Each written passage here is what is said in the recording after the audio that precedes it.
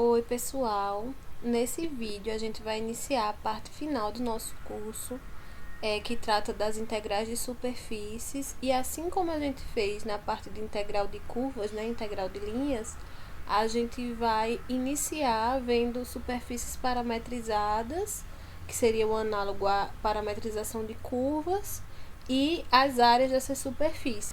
Bom, então como eu estava falando, no início dessa unidade, a gente viu a parte de curvas, né? E como foi que a gente viu essa parte? A gente tomou parametrizações, né? R de T. Essas parametrizações, elas saíam de R, a gente pegava um parâmetro T em R e ia em R2 ou R3. E no caso do R3, por exemplo, a gente costumava escrever R de T como x de t i mais y de t j mais e de t k, onde i, j e k são os vetores da base, né, do R3, da base canônica. E aí a curva nada mais era, a curva C era a imagem, essa imagem dessa parametrização R, tá?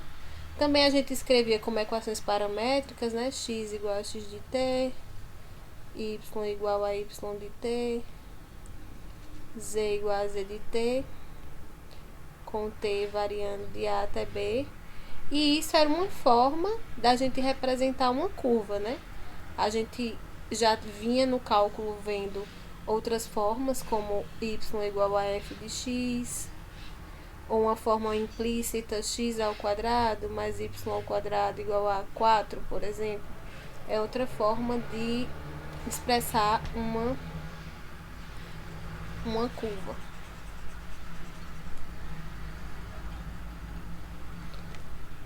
Bom, agora a gente vai definir para superfícies. Então, como é que a gente vai parametrizar uma superfície? Então, a gente vai considerar S uma superfície. E aqui a gente não vai ter um parâmetro como antes, que a gente só tinha um parâmetro T. A gente agora vai ter dois parâmetros que eu vou chamar de U e V. Então, a nossa parametrização, nossa função vetorial R de UV vai ser dada por X de UV e Y de UV J, Z de UV K, tá? Então, aqui a gente tem que essas funções x de UV, y de UV e z de UV, a gente continua chamando como antes de funções componentes. A gente vai ter também as equações paramétricas, né? As equações paramétricas dada por x igual a x de UV, y igual a y de UV e z igual a z de UV, assim como antes, tá? Essa R é uma função vetorial de um domínio D que está em R2, né? Eu estou pegando aqui variáveis U e V e que chega no espaço R3. A imagem, o que está acontecendo aqui é o seguinte, eu estou pegando no R2,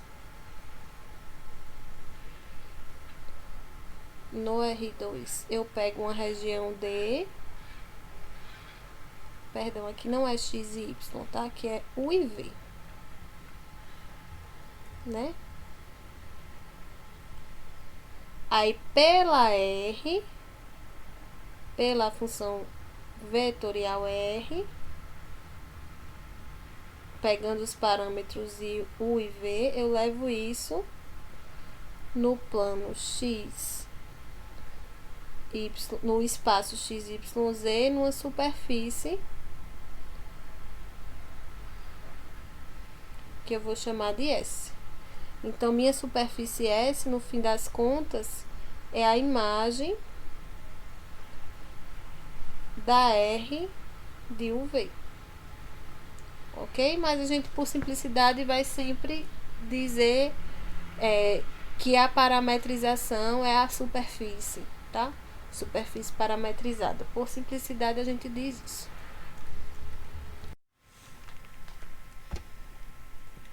Bom, então vamos ver, assim como a gente fez lá em curvas, as equações paramétricas de algumas superfícies conhecidas. A primeira delas vai ser o plano, tá? Então, determinar as equações paramétricas desse plano que está aí. Para determinar a equação paramétrica do plano, é bem simples nesse caso. Porque eu posso olhar x como sendo o meu parâmetro u, y como sendo o meu parâmetro v, e aí nesse caso, se a gente isolar aqui o z, vai dar o quê? Z igual a 10 menos 4x menos 5y sobre menos 2, ou seja, z é 2x mais 5 meios de y menos 5, certo? Então, aqui o z é dado por 2. O x eu chamei de u, mais 5 meios, o y é o v, menos 5. Então, aqui eu tenho as equações paramétricas desse plano. Certo? Em geometria analítica, vamos ver uma revisadazinha aqui. Em geometria analítica, vocês já tinham visto como era a equação de um plano, né? Se eu tinha um ponto P com coordenadas x0, y0, z0, então a equação geral do plano era a x menos x0 mais b, y menos y0 mais c, z menos z0 igual a 0, onde a, b e c eram as coordenadas do vetor normal a esse plano, né? Era simples de obter essa equação, porque você fazia o seguinte, eu tinha aqui um ponto P qualquer, né? Um ponto fixado, na verdade, com coordenadas x0, y0, z0. E aí, o que é que eu fazia para obter a equação do plano? Eu pegava aqui um ponto Q qualquer, com coordenadas x, y, z, e aí o plano era o lugar geométrico desses dos pontos Q, de modo que o vetor PQ,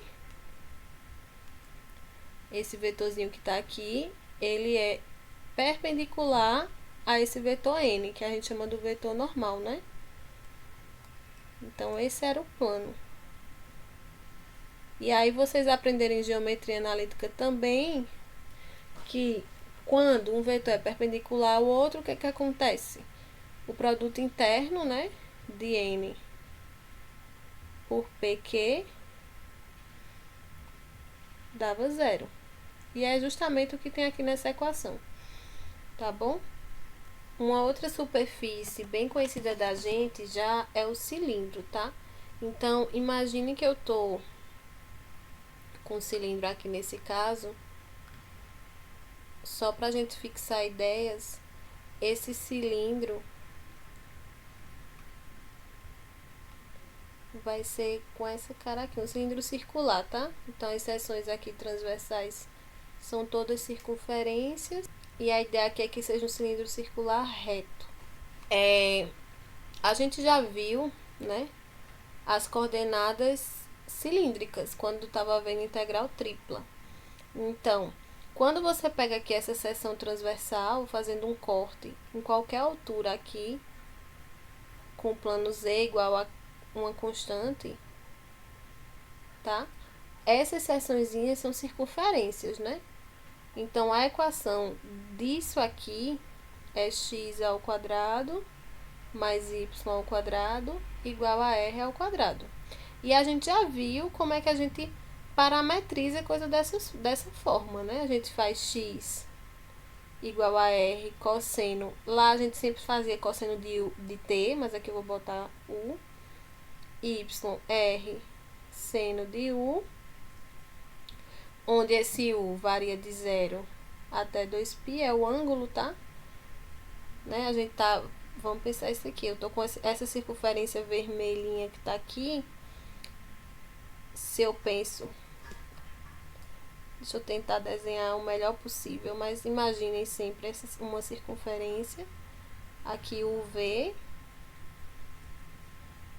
Perdão, aqui X, Y, tá? E pensando, se eu pego um ponto P aqui, com coordenadas X, Y, pensando que esse ângulozinho é o ângulo U, né? Então, a gente tem que isso é o X, esse é o Y, e aí chega nessas equações, né? Já que o cosseno de U é cateto adjacente sobre hipotenusa, que é o raio desse triângulozinho que se forma, e o seno de U é cateto oposto, que o oposto é esse tamanho que é Y, tá? Sobre a hipotenusa. Então, você chega nessas duas. E o Z aqui, ele é uma variável que está livre, né? Ele me dá a altura desse corte que eu fiz aqui para obter a circunferência. Então, o Z eu vou colocar como V, né? O V variando nos reais como um todo. Então, essas são as equações paramétricas de um cilindro, que eu posso escrever através da parametrização R de UV igual a R. Esse R que tá aqui é R de raio e esse R é R de parametrização, tá? Para ninguém confundir. É uma constante. Ou, né, como a gente vinha fazendo antes, R de UV vai ser R cosseno de U I mais R seno de U J mais V K, tá? Esse R aqui constante.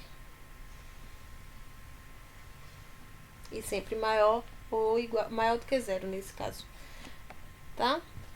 Então, é isso. Assim são as equações paramétricas aqui.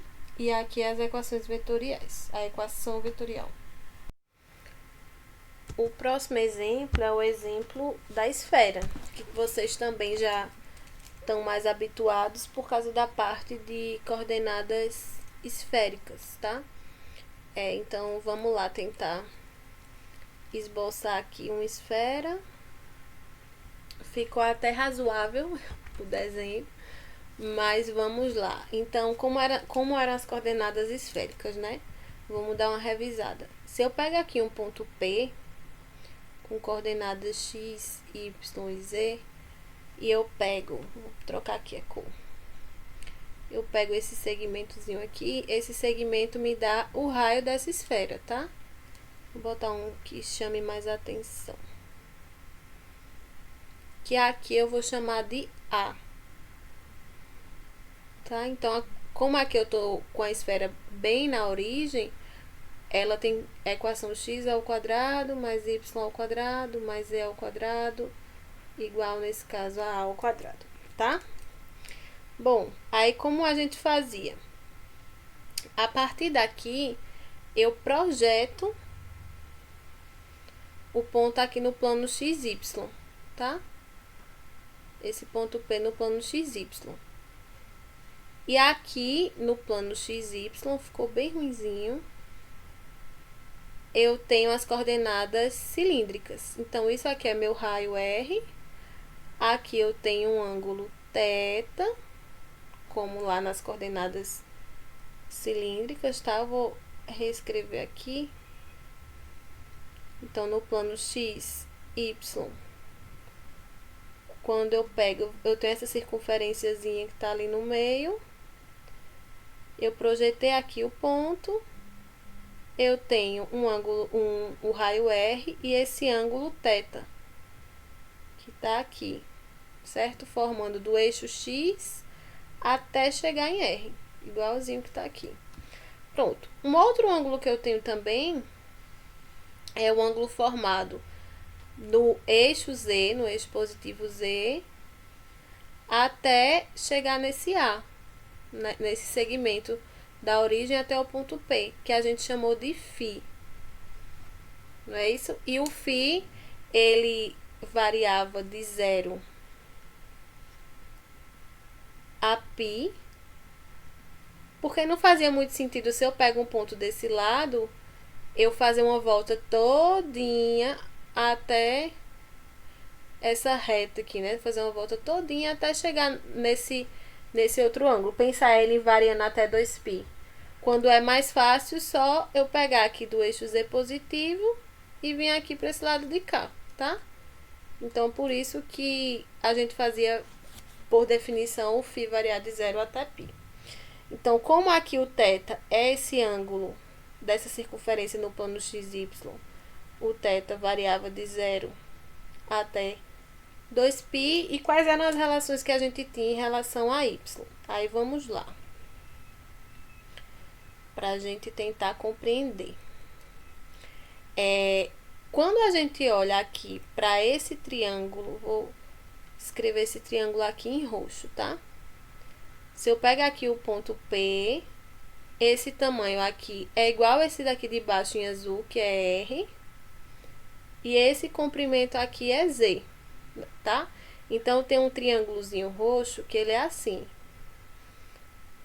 Não tá muito maravilhoso, como sempre, mas vocês já se acostumaram comigo, não é possível. Eu tenho um ângulo φ, tá? Um ângulo φ. Oposto a esse ângulo, eu tenho o raio R, né? E a hipotenusa tem comprimento A, e a base aqui, ó, que é assim, tem comprimento Z. Então, o que é que a gente tira daqui? A gente tira daqui que o cosseno de φ é cateto adjacente, que é Z, sobre a hipotenusa. Então, isso implica que Z é a cosseno de φ.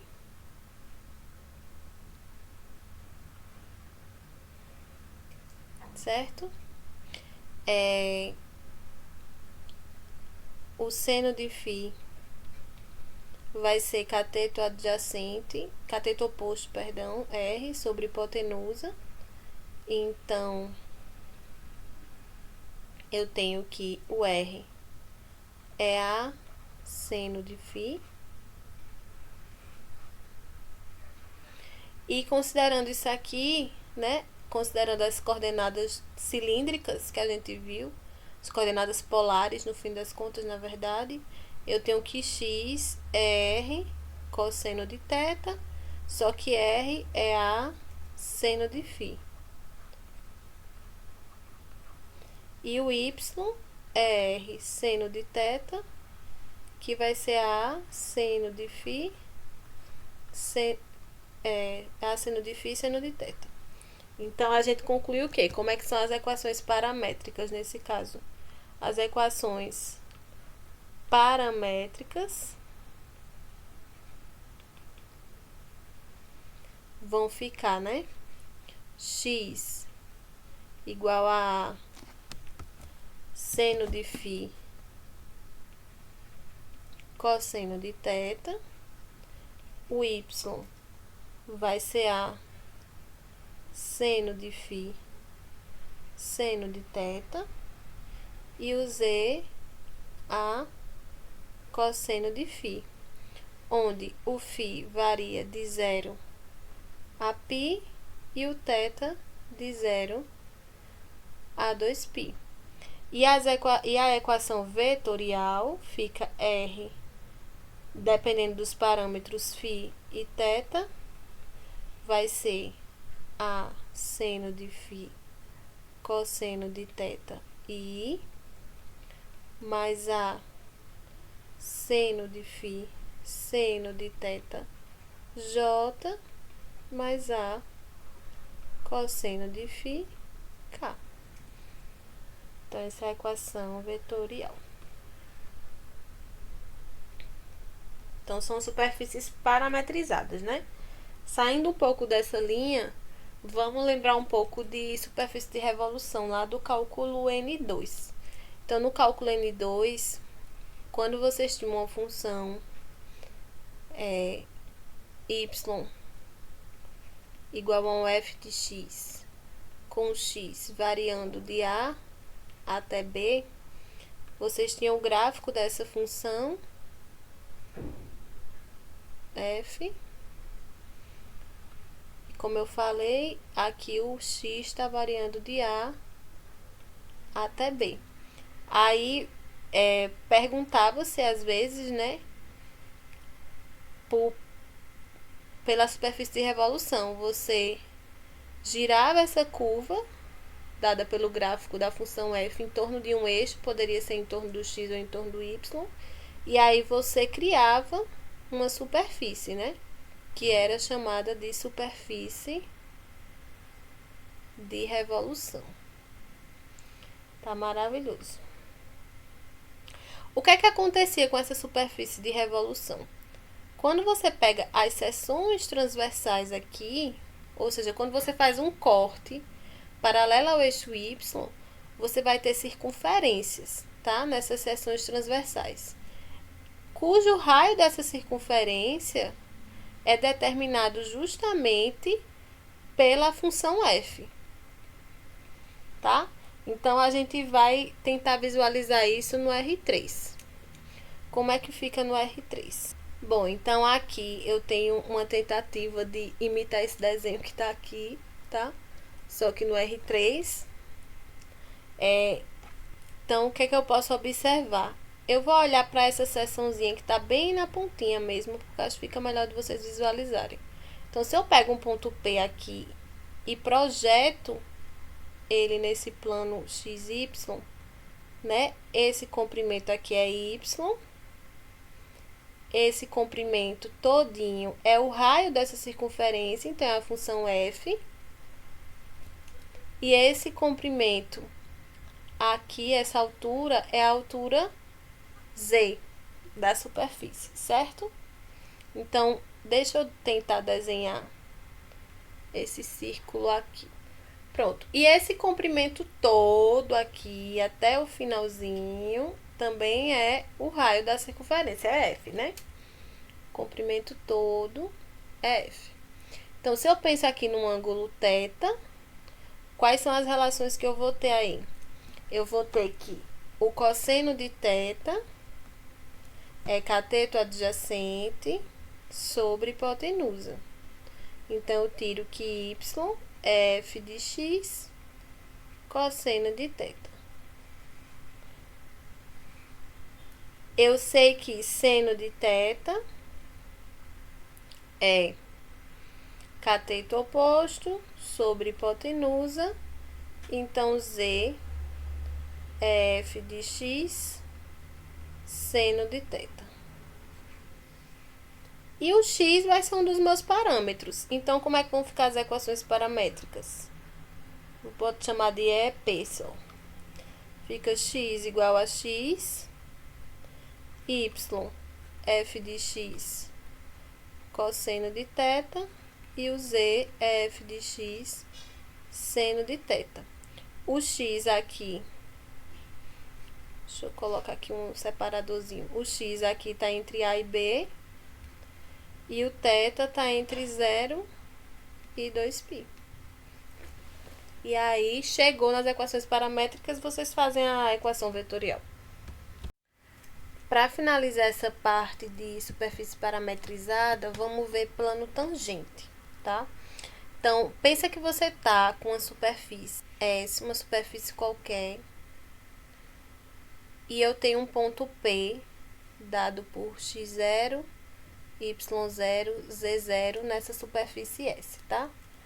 Eu vou só botar o P aqui, o P dado por x0, y0, z0, que essa superfície parametrizada eu posso indicar P como sendo R de 0, V0, tá? Pronto. Lá quando vocês estavam vendo cálculo N2, vocês viram como obter a equação de plano tangente. Como é que se fazia? Você fixava uma dessas variáveis, por exemplo, fixava u igual ao zero ou v igual a v0, e aí a gente tinha uma curvinha C1 aqui e outra C2 aqui. Para criar o plano, a gente ia precisar de dois vetores, que a gente obtia esses vetores pegando o vetor tangente a essas curvas. Então, eu pegava o vetor tangente aqui a essa curva, que eu vou chamar aqui de R de U, e pegava um vetor tangente a essa curva C2 aqui, que eu vou chamar de R de V. Quem é R de U e quem é R de V? Para a gente pegar um vetor tangente, basta que a gente faça o quê?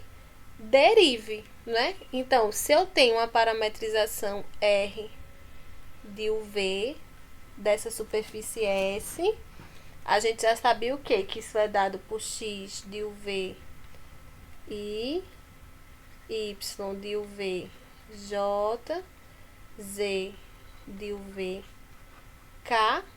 Então, se eu quero um vetor tangente a essa curvinha aqui, no ponto P, né? Vai ficar R de U, é só pegar a derivada. Nesse caso, eu não posso falar de derivada ordinária, né? Derivada normal, eu vou falar de derivada parcial, porque a R depende das variáveis U e V. Então, R de U vai ser a derivada dessas componentes aqui, X, Y e Z, em relação a U, no ponto em questão, que é o 0, V0, del Y, del U em U0, V0, e a derivada de Z em relação a U em U0, V0, tá? De modo análogo, para a gente pegar esse vetor tangente à curva C2, dado por RVzinho, esse RVzinho vai ser o vetor com as derivadas parciais das funções componentes no ponto 0, V0, em relação à variável V. Pronto, beleza até aí. Outra coisa que vocês viram é que se esse produto vetorial entre R de U e R de V for diferente do vetor nulo, ele gera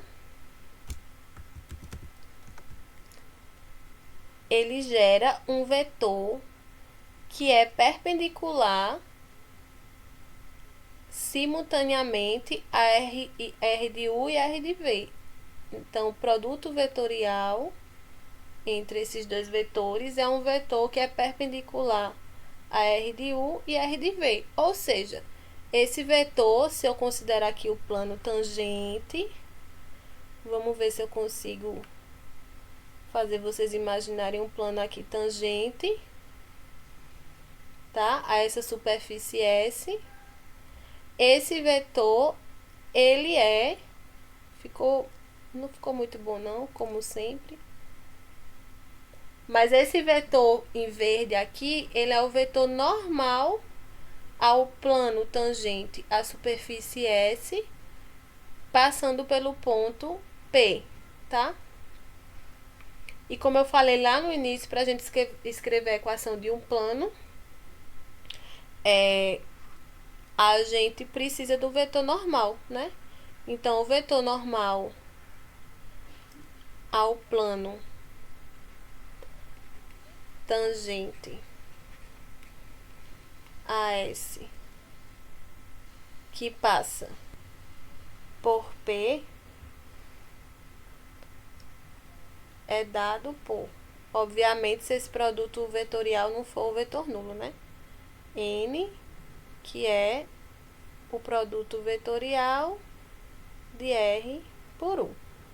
Dessa forma, a gente vai ter que a equação do plano tangente vai ser dado pelo produto interno, perdão, aqui é vetorial, do produto vetorial de RU, RV, por x menos x0, que são as coordenadas y menos y0, z menos z0. certo? Que foi a equação lá do começo que eu falei no primeiro exemplo de como parametrizar um plano, tá? Era vetor normal interno, uma coisa parecida com essa, igual a zero. Essa era a equação do plano. Então, a equação é dada por isso, tá? Aí, vamos ver um exemplo mais prático? Determinar o plano tangente à superfície com equações paramétricas x igual a u, y igual a v, z igual a u, mais v ao quadrado, nesse ponto. Então, como a gente precisa do produto vetorial entre RU e RV no ponto P, certo? Tudo isso aqui, ó, é calculado no ponto P. Então, a gente vai precisar fazer as derivadas aqui, né? Quem seria R de U? No caso geral, fica a derivada de U de x em relação a U, que dá 1 vezes I, mais essa aqui vai dar 0, a de Y em relação a U vai dar 0, e a de Z em relação a U dá 2U. No ponto 1, 1, aqui é a coordenada U, aqui é a coordenada V, né? Já que x é igual a U e y é igual a V. Então, no ponto 1, isso vai dar o quê? 1i, 0j mesmo, mais 2z. Então, isso é o vetor 1, 0, 2.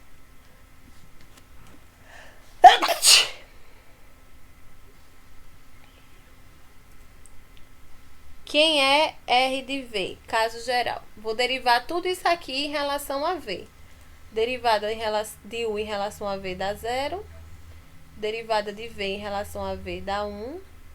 E a derivada de U ao quadrado mais V ao quadrado em relação a V dá 2V. Então, no ponto 1, 1, vai dar o vetor 0, 1, 2. Então, daqui a gente tem que o produto vetorial de RU com RV fica I, J, K, aí o vetor RU e o vetor RV. Então, isso vai dar o quê? No I, aqui fica 0, depois vai dar menos 2. No J vai dar 0 e depois dá menos 2 também. E no K vai dar 1, na volta dá 0. Então, dá esse vetor aí. Então, a equação do plano tangente vai ficar o produto, né, interno, menos 2, 1, pelo vetor x menos a coordenada, que é 1, y menos 1 e z menos a terceira coordenada aqui, que é 2, igual a 0. Então, é menos 2x menos 1, menos 2y menos 1, mais 1 vezes z menos 2 igual a 0, que organizando isso é o plano menos 2x, menos 2y mais z, igual a quanto? Aqui vai ficar 2 mais 2, 4, menos 2, 2, então igual a menos 2. Então, essa é a equação do plano tangente. Bom, agora que a gente já viu como parametrizar algumas superfícies que a gente já tem tido contato, né, como esfera, cilindro, plano, enfim, a gente vai ver como calcular a área de superfície parametrizada. Então, vou considerar uma superfície S e uma parametrização R de UV, como a gente tinha visto antes, né? X de UV, Y de UV, mais Z de UV. Certo? Então, o que é que está acontecendo? Eu tenho aqui no plano UV um domínio. Tá, um domínio qualquer. Que depois, mais pra frente, a gente diz quais são as hipóteses sobre esse domínio. E, através da parametrização R, a gente leva isso numa superfície, no R3. Como é que a gente fez lá desde o início para calcular área, volume, comprimento, enfim, tudo? A gente sempre fazia uma partição, né? Aqui, nessa curva, nessa região, tá? Então, eu vou particionar, como lá no comecinho, essa primeira região aqui, o intervalo de definição da U, o intervalo de definição da V. Deixa eu colocar aqui direto. Quando eu particiono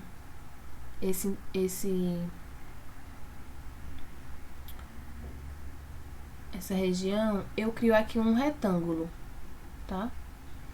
Como antes. Eu vou dizer que isso aqui é U. Como essa diferença aqui entre esses dois pontos é ΔV, então, isso é um mais um ΔU, é o ΔU, quer dizer. Aqui é V. Como eu quero que a diferença de ΔV, aqui é V mais ΔV. E aí, pela R, isso vai ser levado em algo aqui, né? Tá? Que eu vou pegar esse... Vou chamar isso aqui de SJ e esse retângulozinho que apareceu aqui de RJ. Então, vamos relacionar essas duas partições, esse subretângulo com essa subsuperfície, vamos dizer assim, tá? Então, como é que a gente vai obter aqui a área dessa superfície?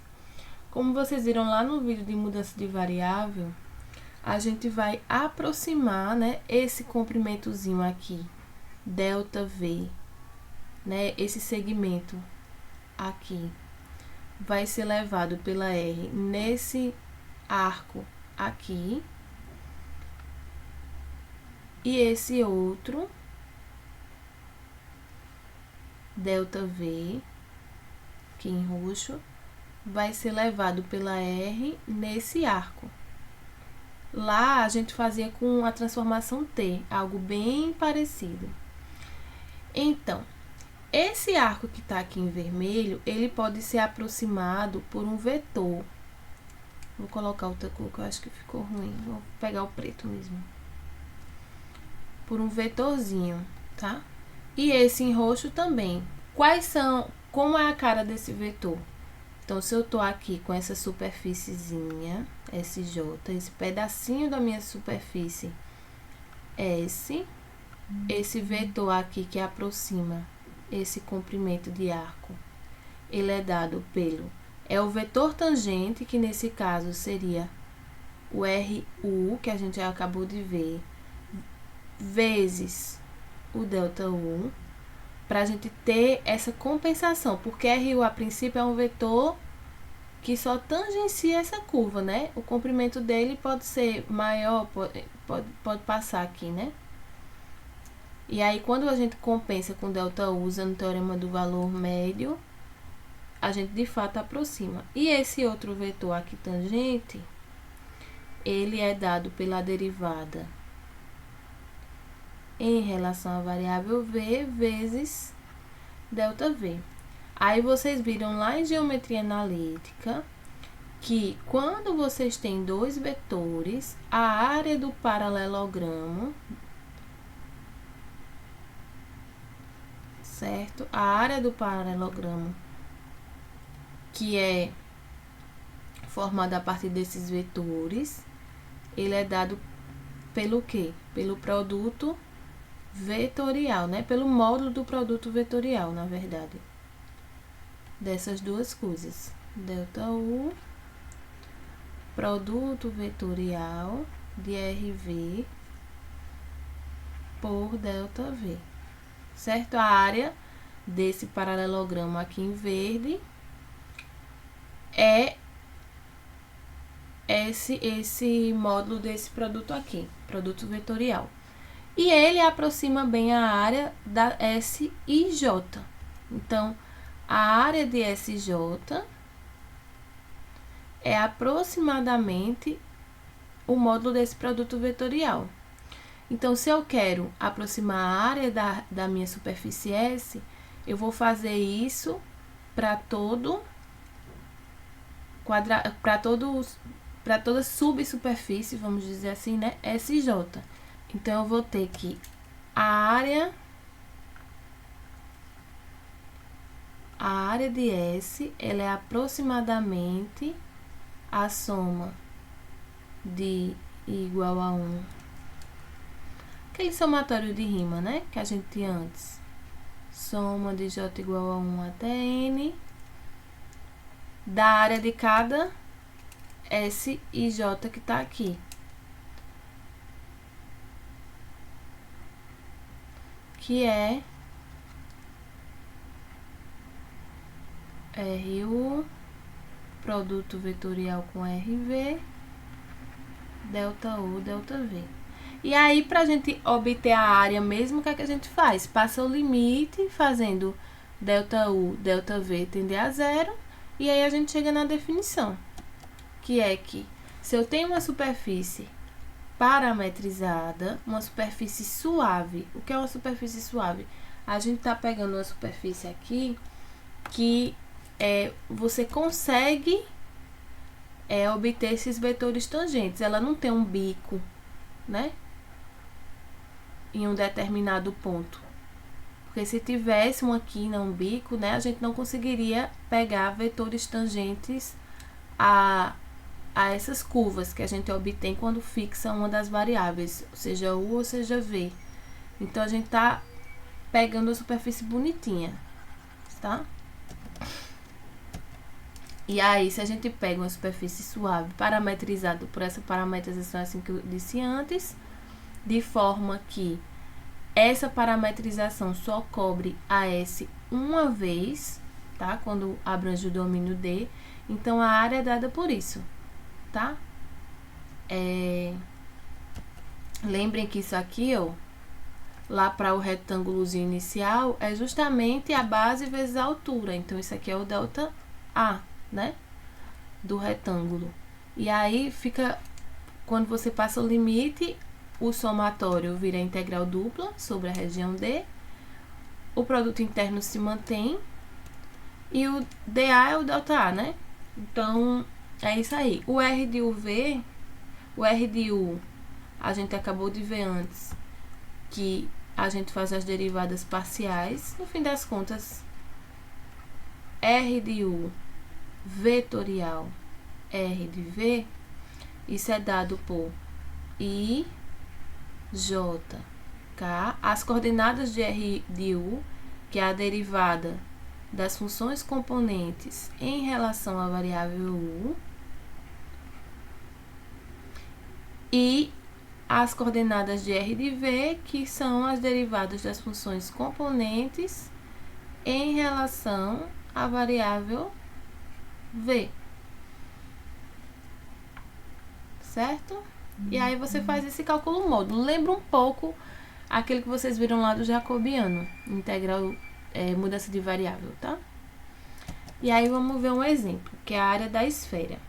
Eu quero determinar a área da esfera x ao quadrado mais y ao quadrado mais e ao quadrado igual a ao quadrado.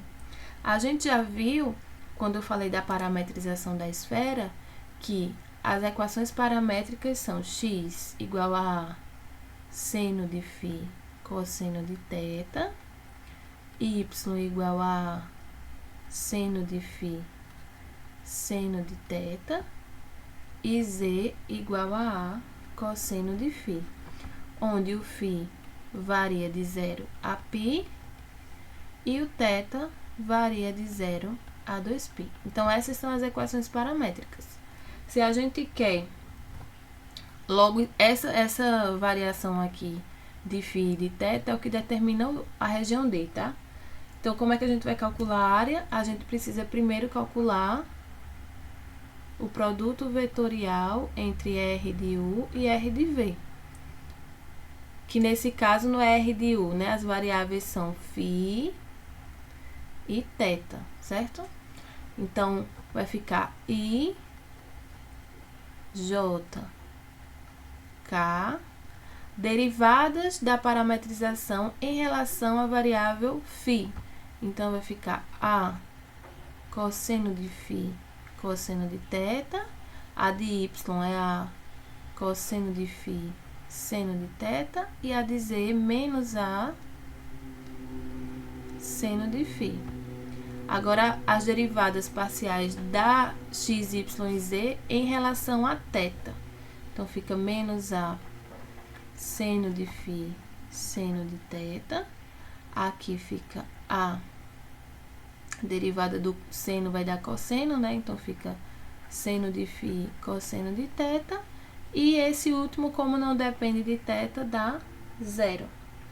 Então, fazendo essas contas, como é que vai ficar aqui? No i, aqui vai dar 0. Quando voltar, vai ficar a seno ao quadrado de φ, cosseno de θ. Mais no j, vai ficar esse vezes esse último, dá a ao quadrado. Perdão, no i aqui também dá a ao quadrado. Então, fica a ao quadrado, seno ao quadrado de φ, seno de θ. Menos 0 não dá nada. Mas, em relação a cada a ao quadrado, é seno de φ, cosseno de φ, cosseno ao quadrado. Mais, vai ficar bem ruim aqui, mas é isso. A ao quadrado, seno de φ, cosseno de φ, seno ao quadrado, tudo isso vezes k. Bom, aí vocês verificam essas contas, tá? E aí, quando você tira a norma de RU, de Rφ, vetorial Rθ, vai ficar raiz quadrada desse primeiro termo ao quadrado, raiz quadrada mais a raiz quadrada desse segundo termo ao quadrado. E aí, eu vou colocar direto, vai dar ao quadrado seno de φ, tá? Então, façam essa conta. Consequentemente, a área vai ser o quê? A área da esfera vai ser integral sobre a região D, de A ao quadrado, seno de φ, dA. A região D, o φ, o θ varia de 0 a 2π, o φ varia de 0 a π, A ao quadrado, seno de φ, o dA vai ficar dφ dθ. E aí, façam essa conta e vocês vão chegar que isso dá 4π ao quadrado. Então, é isso. Um outro exemplo é se essa superfície for gráfico de função, tá? Se for gráfico de uma função de duas variáveis, né? Z igual a f de x, y. Então, aqui eu já tenho os meus parâmetros. Meu parâmetro é x e meu parâmetro é y. Tá? Então, as equações paramétricas ficariam como? Eu vou colocar aqui. As equações paramétricas são x igual a x mesmo, y igual a y e z f de x, y. Essas são as equações paramétricas. Tá? Onde o x e o y vai variar de acordo com a região D. Tá? Aí, quem é que fica aqui? Como os parâmetros são são x e y, como é que vai ficar o produto vetorial por Rx e Ry? Então, fica I, J, K. Aí, eu vou primeiro derivar as componentes em relação a x. Em relação a x dá 1, y em relação a x dá 0. E a terceira fica a derivada de f em relação a x, né? E em relação a y dá 0, 1, derivada de f em relação a y. Tá? Então, isso aqui vai ficar 0, quando voltar fica menos derivada de f em relação a x e mais aqui fica menos derivada de f em relação a y mais o k aqui, ó, vai dar 1 mais 1k, certo? Então, quem é que vai ser a norma de Rx por Ry? Isso vai ser igual a raiz, né? Aí eu vou colocar o quadrado dessas componentes. Vai ficar... Em vez de eu escrever del f, eu vou escrever del z, tá? Menos del z, del x ao quadrado, mais del z é menos aqui, né? Del y ao quadrado, mais 1 ao quadrado,